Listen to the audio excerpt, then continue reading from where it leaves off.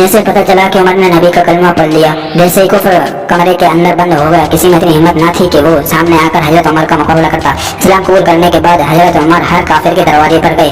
दरवाजा खटखटाया, अंदर से आवाज आती थी कि कौन आया। हजरत उमर ने कहा उमर आया है।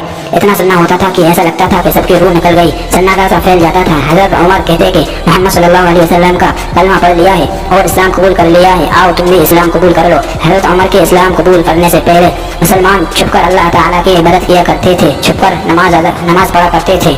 लेकिन हजरत उमर के ईमान लाने के बाद मुसलमानों ने बेखौफ होकर नमाज पढ़ना शुरू कर दी। किसी में इतनी हिम्मत न थी कि वो सामने आकर हजरत उमर का मुकाबला करता।